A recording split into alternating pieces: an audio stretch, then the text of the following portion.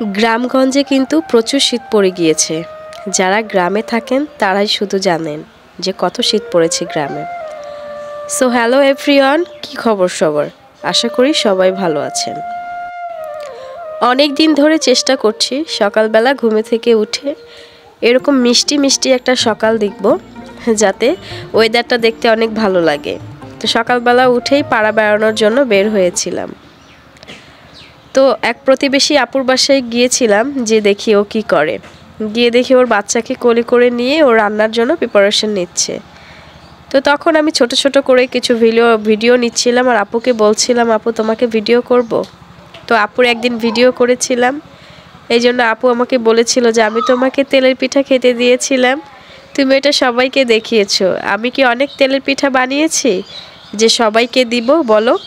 সবাই আমার কাছে এসে তেলের পিঠা চাচ্ছিল, আমি কাউকেই দিতে পারছিলাম না। দেখেন গ্রামগঞ্জে কি সুন্দর, জাংলায় জাংলায় কত সুন্দর সবজি ঝুলছে, কত টাটকা টাটকা সবজি।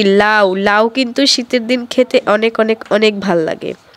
তারপর আবার সেই জাংলার সাথেই দেখবেন অনেক সুন্দর সুন্দর, আমাদের গ্রামে এটাকে বলে পোল্লা, ঢাকাতে বলে ধুন্দুল।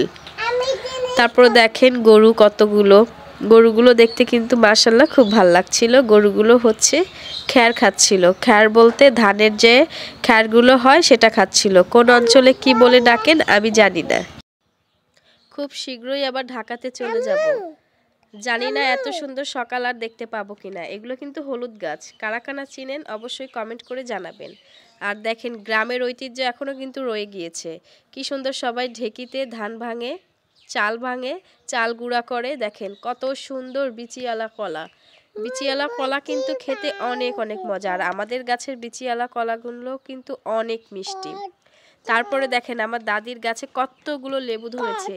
লেবুগুলোতে এত এত পরিমাণের রস, আর লেবুগুলো খেতে আপনি এমনিতেও খেতে পারবেন, খুবই খুবই টেস্টি লেবুগুলো। আর লেবুর ফুল কি কখনো আপনারা দেখেছেন? লেবুর ফুলগুলো কিন্তু দেখলেন। তারপরে দেখেন কতগুলো কাঁচামরিচ আমার দাদির গাছে ধরেছে।